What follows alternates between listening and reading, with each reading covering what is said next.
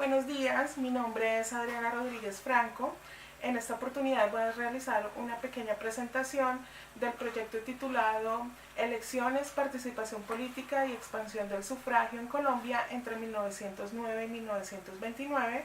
investigación que contó con la financiación del Instituto Colombiano de Antropología e Historia en el marco de la convocatoria de fomento a la investigación del año 2017. En este caso hay que realizar una advertencia, y es que esta investigación está enmarcada en una investigación más grande, que es en mi investigación de tesis doctoral en historia, que se titula Democracia, elecciones y movilización política en Colombia entre 1903 y 1939. En este caso, lo que se buscó fue observar particularmente cómo funcionó los procesos electorales, cómo fue la dinámica de la participación electoral de la población colombiana entre 1909 y 1929, es decir, en el marco del periodo conocido como la hegemonía conservadora, poniendo especial énfasis en observar precisamente cómo se desarrolló la competencia electoral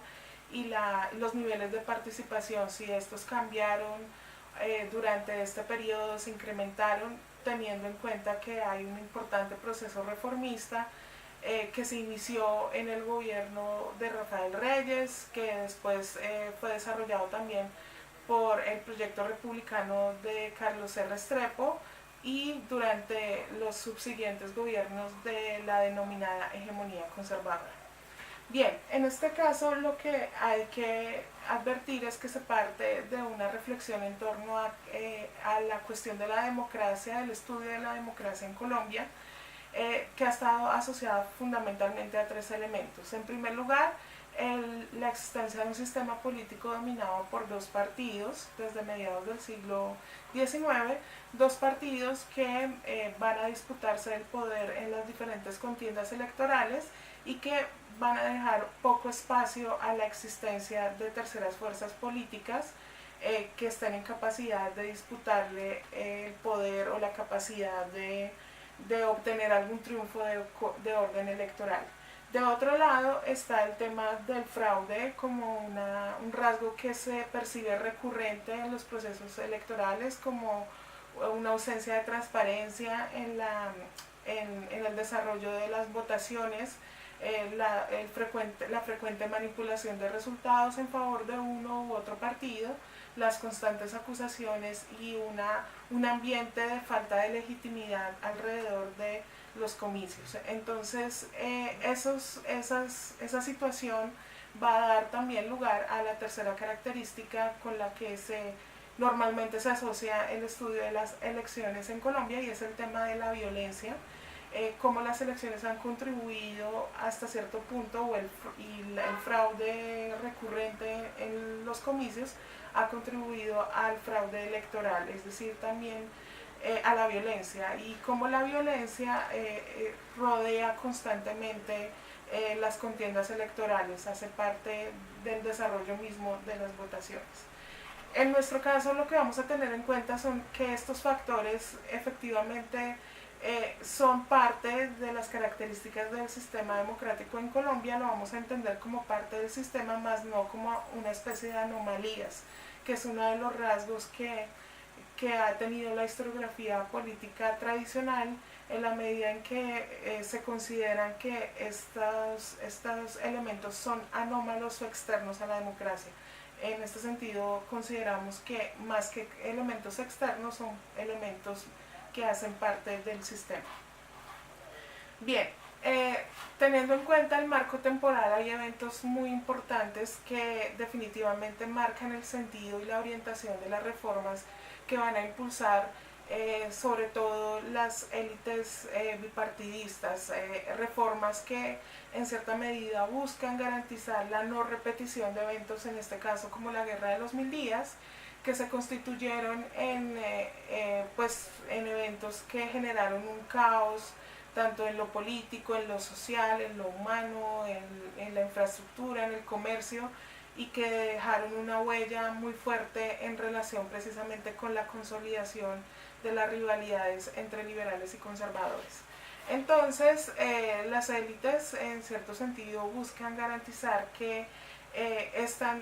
estos eventos no se repitan y las reformas electorales se convierten como en un mecanismo para garantizar que la guerra y la confrontación que tantos costos en vidas humanas y en recursos pues generaron al país, que sean eventos que no se repitan. Entonces se establecen una serie de mecanismos con los cuales se busca garantizar por lo menos algún tipo de espacio de participación política que evite la repetición de un fenómeno como la Guerra de los Mil Días, o también, por ejemplo, los golpes de Estado, que fue un asunto también que se dio en el desarrollo de la guerra, el golpe contra el presidente San Clemente en el año de 1900. Entonces, digamos, fortalecer la democracia, fortalecer el sistema electoral, abrirlo en alguna medida a incrementar la participación, fue un mecanismo con el cual los gobiernos conservadores y las élites bipartidistas con los cuales querían evitar hechos como la guerra, los golpes de Estado. El presidente Rafael Reyes también buscó realizar una reforma electoral que hacía parte de un fenómeno más amplio, que es una reforma de orden político y administrativa, y en esa medida la reforma buscaba también menguar los ánimos separatistas de las élites regionales, y pues en ese paquete también estaba metida la cuestión electoral como también un mecanismo de reforma administrativa, de fortalecer el centralismo político y el poder desde la capital de la República. Tengamos en cuenta también que Reyes tuvo en cuenta a los liberales en su gobierno, desarrolló una cercanía con personajes como Rafael Uribe, que van a ser en muchos casos los que van a animar el proceso de la constitución de las reformas en el Congreso, o cuando se da el cierre del mismo por Rafael Reyes, en el desarrollo de las asambleas constituyentes, o después de 1910, precisamente con la reforma constitucional. Sin embargo, el reformismo de Reyes, sus ánimos centralistas, sus actitudes autoritarias, van precisamente a generar miedo en las élites, que son las que terminan finalmente presionando su salida del poder, y se convierte también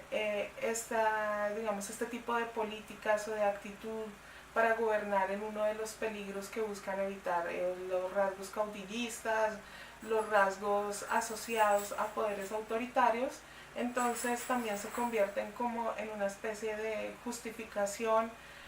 para desarrollar en forma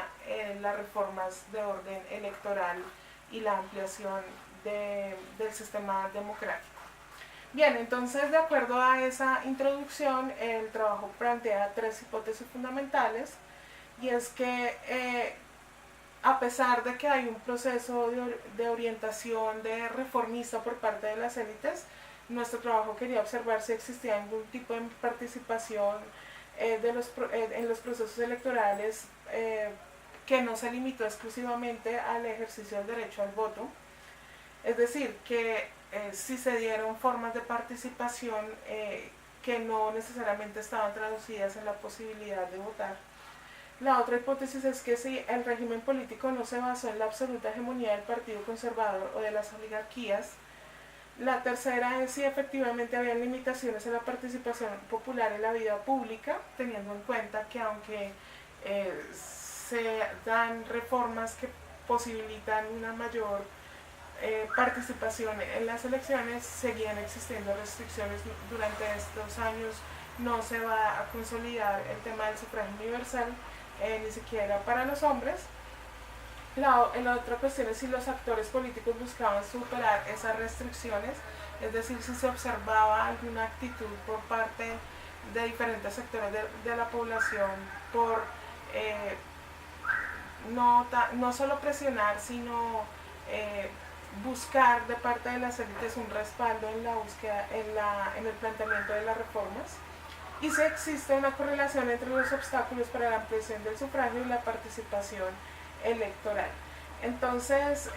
pues en este sentido, lo que se busca es entender el proceso reformista de la ampliación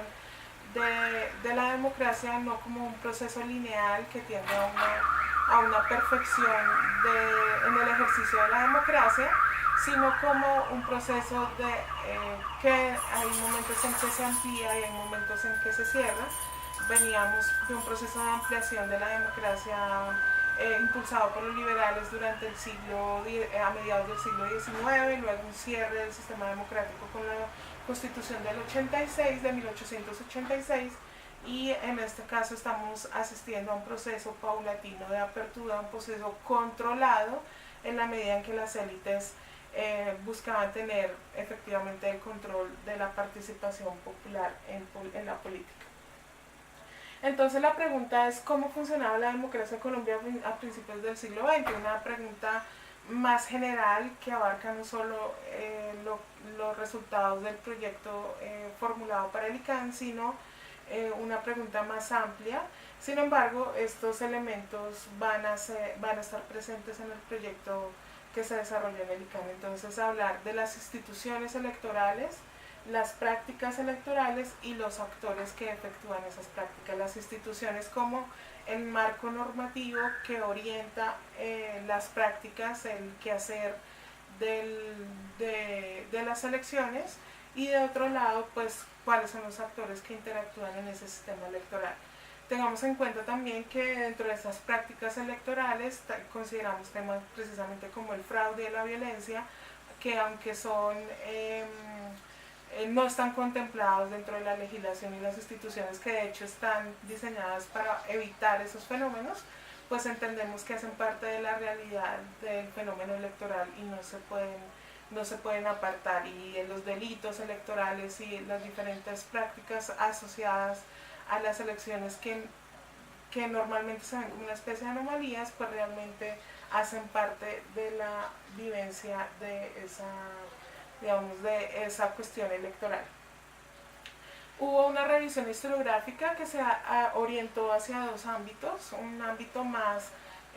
dominado por la historia, por la disciplina histórica, particularmente la nueva historia política que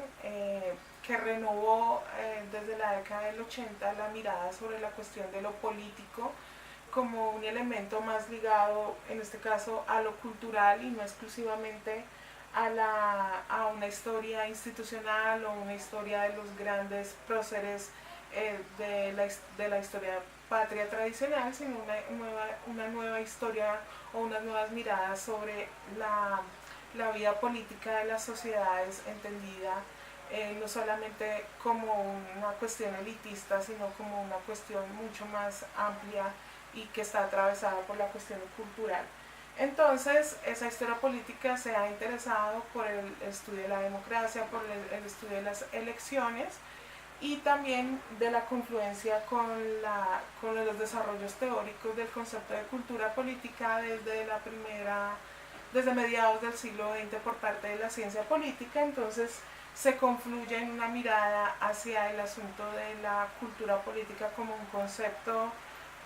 que apunta a analizar precisamente el escenario de las prácticas de lo político. Y también tenemos un giro historiográfico, o un giro histórico más bien, que se está consolidando recientemente por parte de los politólogos en el estudio de las instituciones políticas, y dentro de ellos es muy importante la cuestión del estudio de la democracia o los procesos de democratización. Bien, entonces la cuestión de la historización de la cuestión electoral está relacionada con tres condiciones: reconocer la continuidad y la constancia de las elecciones. En segundo lugar, los sistemas representativos se instalaron primero en América que en muchos países de Europa, y eso nos pone ante una cuestión historiográfica muy fuerte, y es dejar de observar a Europa como el modelo ideal de democracia, en la medida en que muchos muchas de las instituciones políticas primero funcionaron de forma más sistemática en el Nuevo Mundo que en Europa. Y en tercer lugar, cuando se habla de elecciones, se están planteando aspectos de mayor alcance, como el tema de la representación política y la ciudadanía. Entonces las elecciones recogen muchos de los asuntos fundamentales de la vida política de la sociedad, quién se considera ciudadano, quién puede ejercer derechos políticos, sociales, culturales, también el tema de la representación de lo político, de las democracias representativas, participativas, es decir, el estudio de las elecciones y el proceso de historiar la cuestión electoral recoge muchos de esos elementos. Con base en estas consideraciones iniciales de orden historiográfico, teórico y pues histórico en relación con el desarrollo histórico de la democracia en Colombia, pues la investigación llevó precisamente a la necesidad de hacer consulta de archivos, una consulta amplia en relación con la cobertura regional en la medida en que se busca que la investigación sea de carácter nacional, que no esté enfocada exclusivamente en el centro del país. Entonces eso pues precisamente llevó a que fuera necesario consultar archivos como el archivo histórico de Ibagué, el archivo histórico de Manizales, el archivo histórico de Cali, el archivo histórico de Antioquia, también el archivo histórico regional de la Universidad Industrial de Santander en Bucaramanga, así como el archivo personal de Carlos R. Restrepo en la biblioteca de la Universidad de Antioquia. También, obviamente, en Bogotá se consultaron instituciones como el Archivo General de la Nación, la Biblioteca Luis Ángel Arango, la Biblioteca Nacional, y pues en esta medida se pudo tener un panorama más amplio en relación con la información disponible de esa época. Particularmente las fuentes se organizaron en tres campos,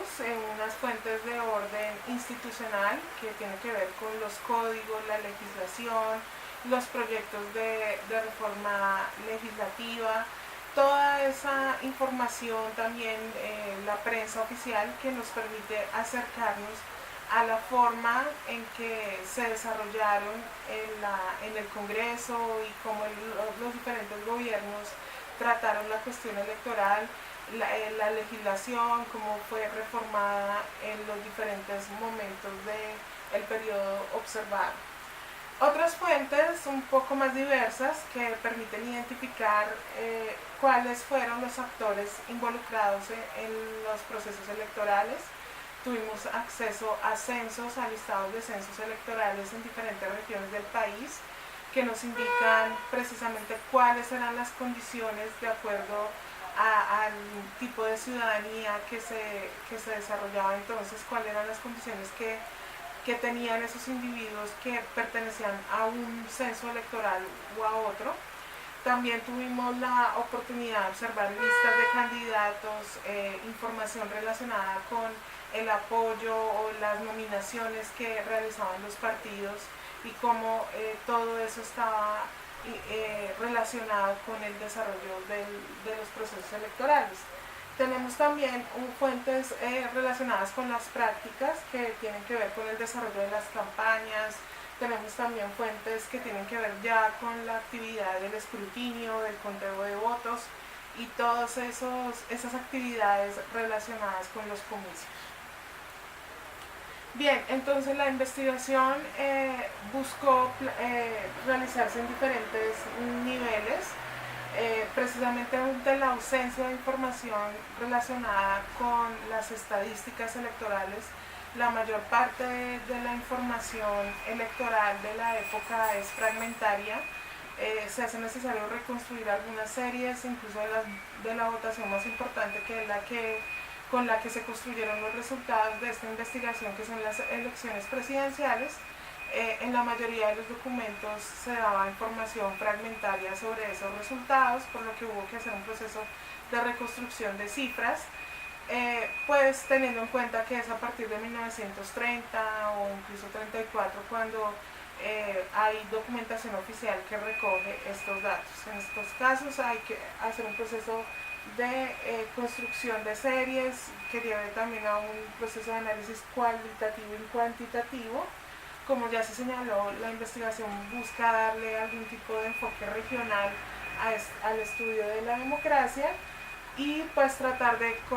correlacionar algunas variables que pueden ser en términos muy generales niveles de participación, abstencionismo y demás. En este caso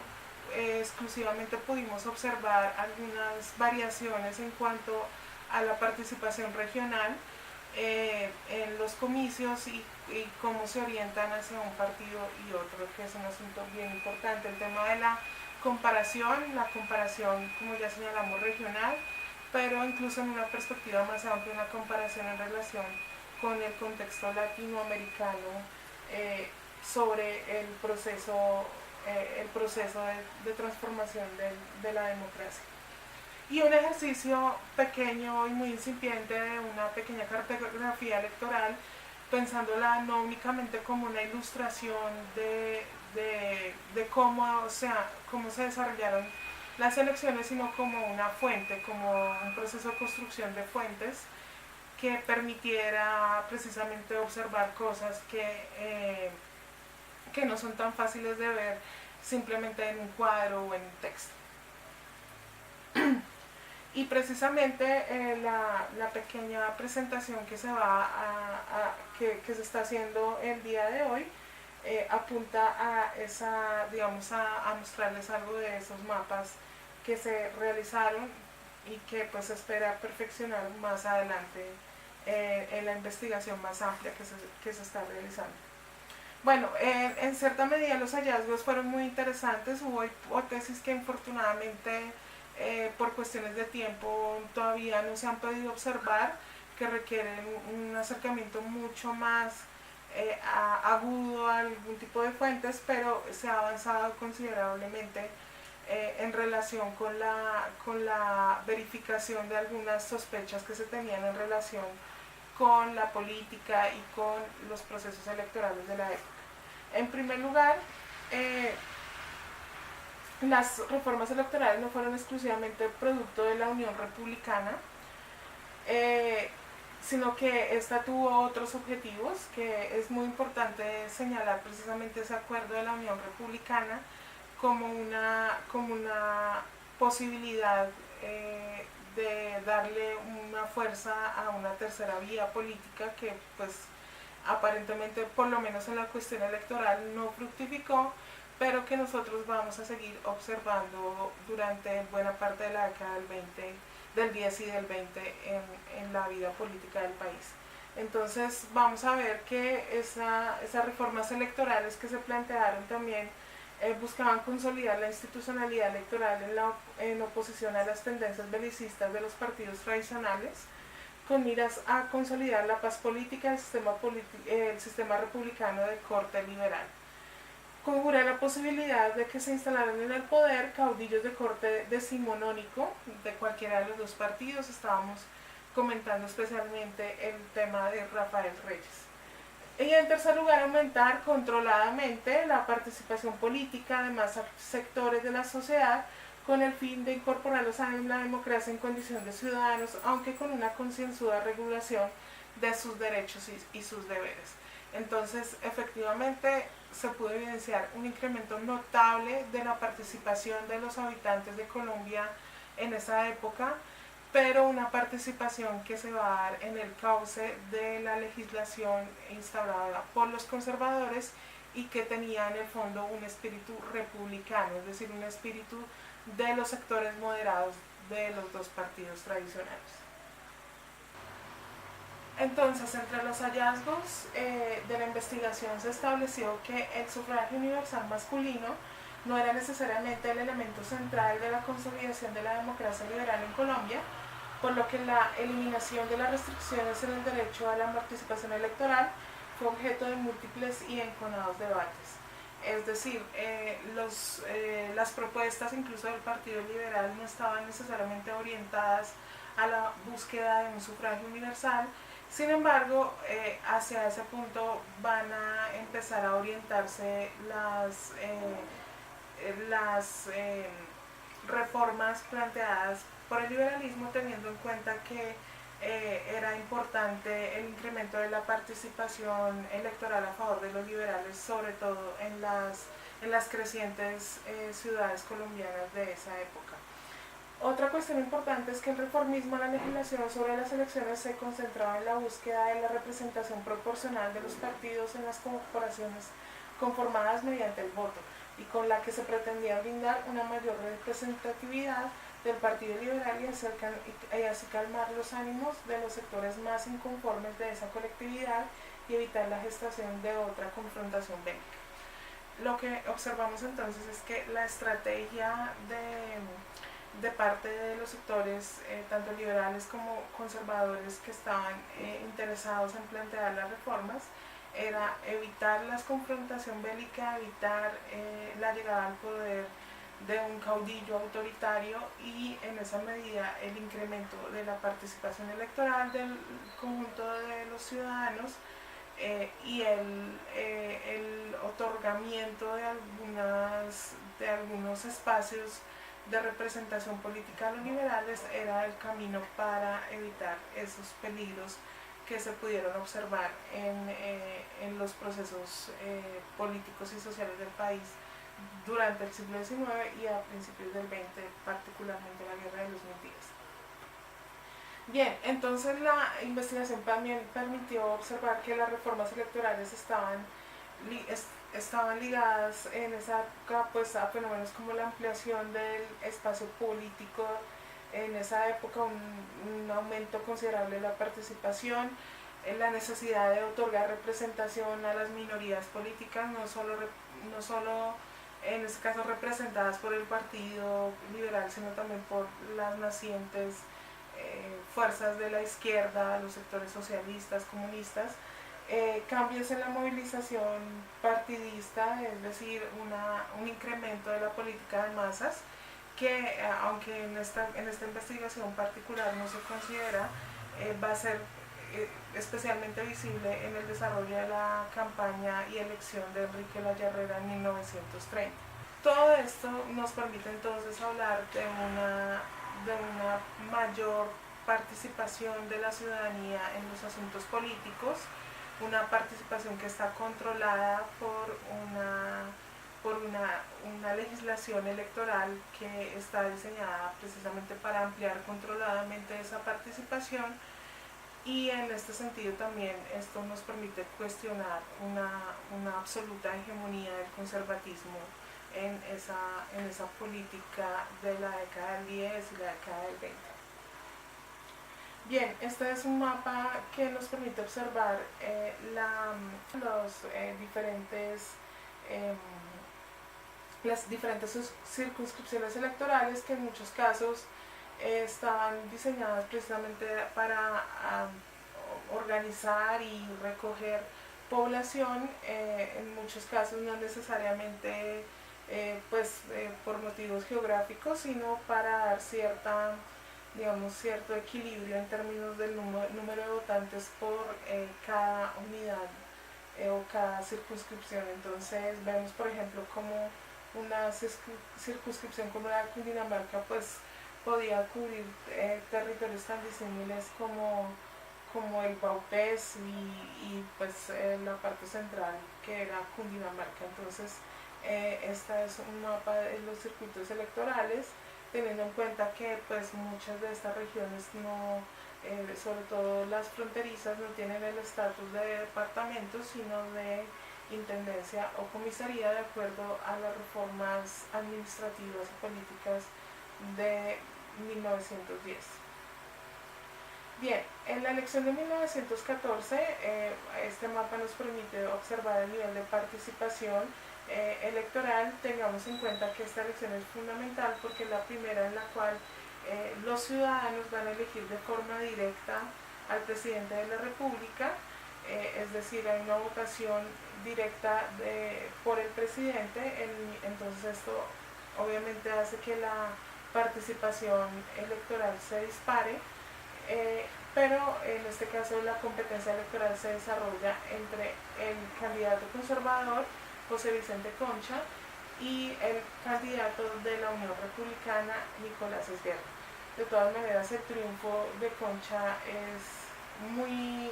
superior a la votación de Nicolás Esguerra, y esta sería en apariencia el final de la Unión Republicana. Bien, una elección con un poco más de competencia electoral, pero también de participación, es una elección en la que se da la participación del candidato Lombana por el Partido Liberal, pero el triunfo se lo lleva a Suárez con una considerable participación en muchas regiones del país por el candidato Guillermo Valencia. Pero en este caso, pues la principal competencia va a ser entre el candidato conservador y el candidato de la Unión Republicana. Entonces no vamos a ver una competencia bipartidista en sí misma, ya que la votación por Lombana pues queda limitada únicamente a sectores de Antioquia y de la región cafetera. Tal vez la elección más paradigmática, por decirlo de alguna manera, en términos de competencia bipartidista de la época, fue una elección que también estuvo rodeada de mucha controversia y discusiones en torno a un posible fraude por parte de los conservadores en el poder, y en la elección de Pedro Nel Ospina y que enfrentó a Benjamín Herrera, con un aumento muy notable de la participación en la medida en que la confrontación entre los dos partidos garantizaba ese apoyo masivo de la ciudadanía hacia al candidato de su partido.